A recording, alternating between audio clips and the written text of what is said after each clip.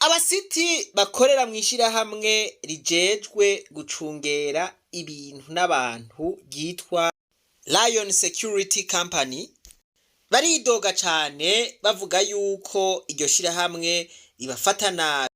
Bakavuga yuko turetse ko bahembwa amafaranga y'intica ntikize angana n'ibihumbi 60 ku kwezi, kwa ayo mafaranga bayahembwa nabi gushika yaho usanga atakamaro ariko arabamarira.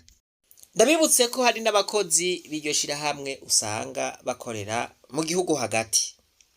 Baratanga akarorero ko bategerezwa guhembwa nk'itariki 2, ariko ugaca usanga bariko bahembwa nk'itariki 15 canke bakamara n'ukwezi kose badahembwe. Baravuga yuko ivyo kubaziganiriza vyovyo ari umugani. Eka ngo n'ivyo kuvuzwa ntibavuzwa neza, bavuzwa nabi. Ngo kuvyerekeye amasaha yo gukora, bakora amasaha 11 ku munsi, kandi mu masaha yanditswe mu mategeko agenga akazi n'abakozi mu gihugu c'Uburundi. Umukozi abwirizwa gukora amasaha 8, ayarenga kuri ayo abwirizwa kuyahemberwa. Ariko rero bobo ngo suko bimeze, bakoreshwa ayo masaha 8 kandi ayo masaha atatarengako ntayo babahembera. Bakora batagira amasezerano y'akazi, bimwe bita kontra. Iyumvire umuntu agakora imyaka 5 canke irenga ariko ntibamuhe kontra. Aha ni hamwe dushika tukavuga duti aba bantu babakoresha nk'abacakara. Reka mbe ndagarukiriza ngaho. Aha rero umuntu yoca yibaza ibibazo bikurikira. Mu minsi iheze twarabonye umushikiranganje w'intwaro yo hagati mu gihugu akoranya abo bantu bafise ayo mashirahamwe akoresha aba basiti, arabihaniza ababwira yuko bavyifatamwo nabi, kandi abaha amezi 3. Ababwira ko abatazoba bakurikije amategeko bashobora no gufatirwa ibihano. Kuko ibi vyose aba basiti bariko baravuga, bariko baridoga, umushikiranganji yari abizi kandi bari babimwandikiye barabimubwira. Amezi 3 yo gutunganya ivyerekeye imishahara hamwe n'ukwezi kumwe kubijanye no gutunganya neza amasezerano y'akazi, contrat de travail, niyo umushikiranganje w'intwaro yo hagati, umutekano w'iterambere rusangi yahaye abarongo y'amashira hamwe acungera abantu n'ibintu, société de gardiennage de surveillance. Mu nama y'abahuje kuri wa kabiri, umushikiranganje yagarutse ku midoga abakozi bayo mashira hamwe acungera abantu n'ibintu bamamutura. Aha twovuga nk'abakozi bakora atamasezerano y'akazi, contrat de travail, agashara kinica nikize ngo nako nyene bakaronka nabi utanga akazi bakoresheje akamwana wa mama n'ibindi. Nta musi numwe ngira desante kuri tere mburi birego vyayo, nta numwe nta musi numwe ntaronka message z'abantu bidodoma mu gisata murongo. Umushahara ariho bamwe bavuga ati uwo baduha n'intica ntikize, bakavuga bati nawe barinze bawuguha samezi yose baguhemba. Ubu message ya nyuma mperuka kuronka nayo umenga hirya yejo bambwira yuko amaze amezi 6 uwo musiti atarahembwa n'icasha. Ari nawe twahuriye Ingozi ndi mu nama n'abajejwe intwaro kunyemeza ko yari umukozi wa société de gardiennage vyaciye kure, kuko nta kintu kimwe kimuranga n'abaje nizo mpuzu wambara wego. Hariho n'akandi kajagari mutegezwa kwirinda, ugasanga umuntu n'umushefu mugo umukozi mutonyi mu aja ni wahembwa umushahara munini ku murugo.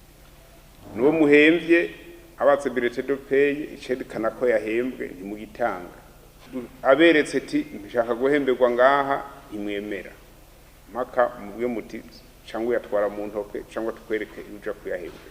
Mu gihe umukozi ari wavuga ati je mpemberwa muri banki cyangwa muri microfinance, iyo ibintu biri mu rutonde. ibijanye na sécurité sociale coco ntawo babaza kurizaza muri NSS ntizibaho hamwe hamwe cyangwa zibaye kuno kwezi ugukurikira ntibariha amadeclaration aba muri NSS na ya force hayose usanga badeklara bitari byo hanyuma inkurikizi iciza pension ya retraite ntibikibonetse murakoresha abantu bageze kuja muri retraite kubera mutabakotirije batahuko bijanye n'amaswe de santé byo ntawo baza aho irinze biba usanga ari aléatoire kubahiriza amasaha y'akazi biragoye hari abakora amashifti abiri mugabo babaha ama supplémentaire bakora amasaha arenze hanyuma y'amakonje wapi chaza rero ikaza kabijya na licenciement abusif mubirukana nk'ababoyi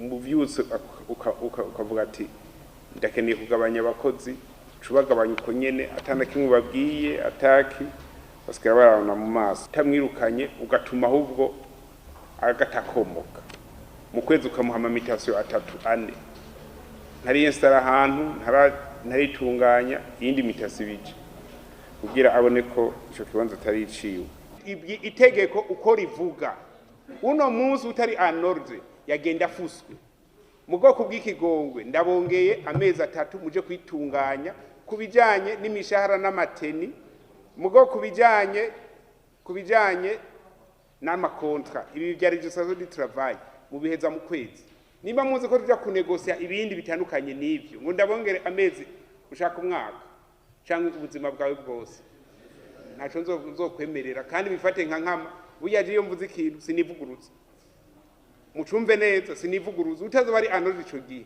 ntazo no mu nama ntazoza azamenye ko twabihagaritse kandi clair voilà umushikiranganje ati ibi biri clair mu mezi 3 utazoba ari anorodere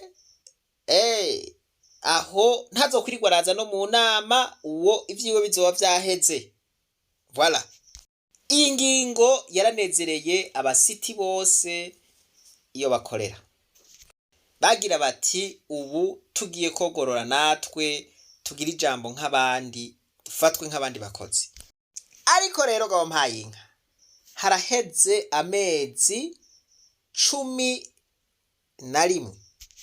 rero nta muhinga aradutomorera neza ukuntu ibi bintu biguma bibandanya kandi umushikiranganje yari yatanze iritimatumu ati mu mezi 3 bash jewe ntimuzondondere mwumvise ko yabisiguye vyose ingorane ziriho aha rero umuntu yohava yiyumvira ati none bagabo vyabiturire vyasasigwa indava mu Burundi aha umushikiranganje w'intwaro yo hagati mu gihugu ntiyoba yarariye nimba atariye igiturire kubera iki ibi bintu biguma bibandanya habaye ingorane iyahe uko biri kose ibi bintu kuguma bigaruka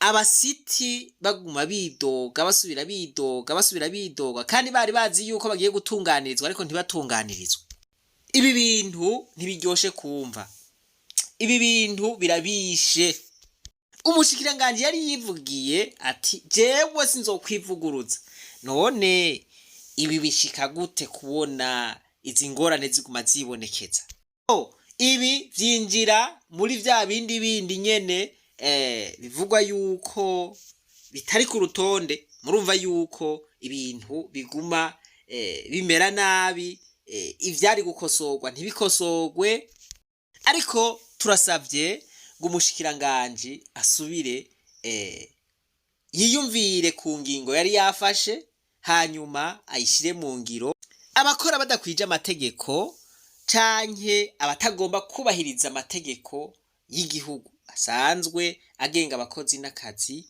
abo nabo bahagarikwe canke babihanigwe birababaje ukuntu umuntu yokwirirwa ahagaze atuneka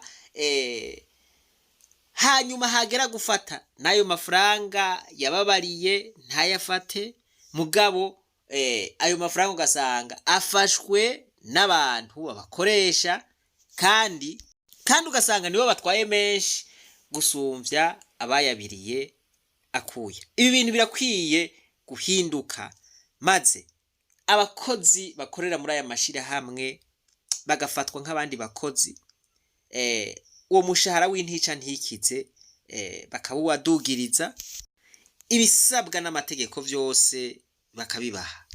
Reka ngarukirize ngaha, Imana nibahezagire mwese, reka twibandanize rwa rugendo rwacu maze tugaruze umunezero Satani yatunyaze. Umuntu atarashika mu ishuri ry'abarundi bose turamuhaye kaze.